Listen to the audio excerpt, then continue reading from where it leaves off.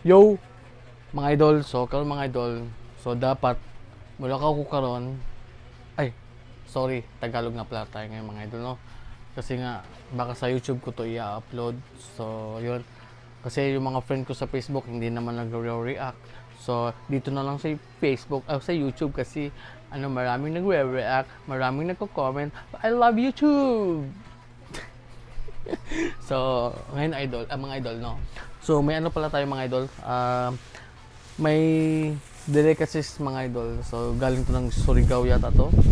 So, binigay din sa atin to, no? So, i-try natin to mga idol, no? So, paki-video kung okay ba yung ano natin. Try natin to mo. Mayroong ano dito mga idol.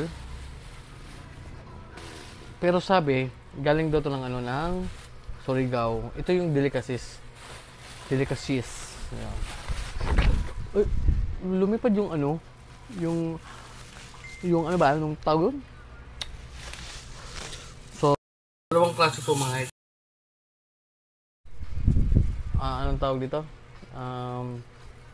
Ampaw. Yung tawag dito is ampaw mga idol.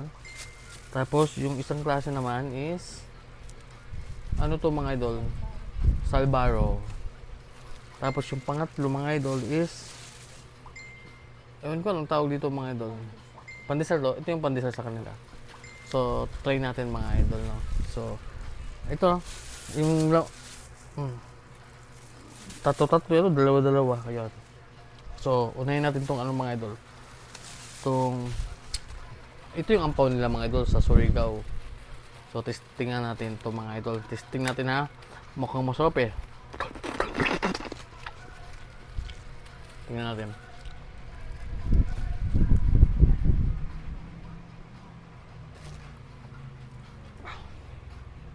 Sakit ngipin ko mga idol.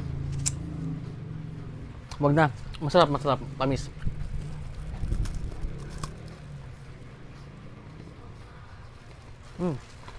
Sarap. Masarap siya. I-rate ko to mga idol 1 to 10, 9. Masarap. 9 lang kasi siya yung ngipin ko. Tapos yung pangalawa is ito, Salbaro. Try natin.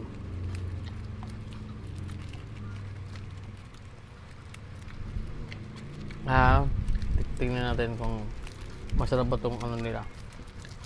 Try natin. Shoutout nga pala sa nagbibideo, no? Yung misis ko. Misis ko nagbibideo. Tingnan natin masarap pa.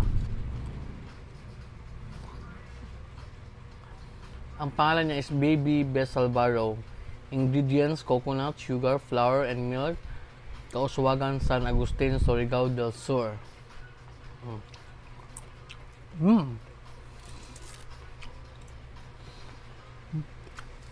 Sarap. Sarap. Sarap. Masarap talaga itong ano mga idol, Salvaro. May gatas kasi. Mm.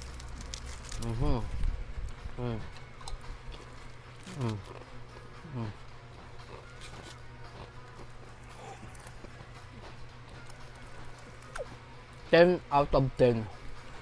Good. Ito naman pangatlo. Pandesal.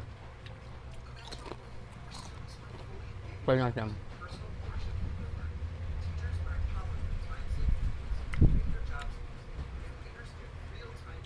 May palaman.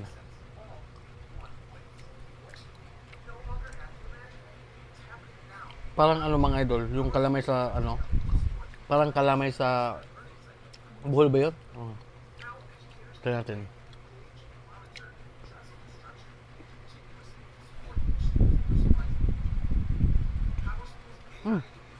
Hop.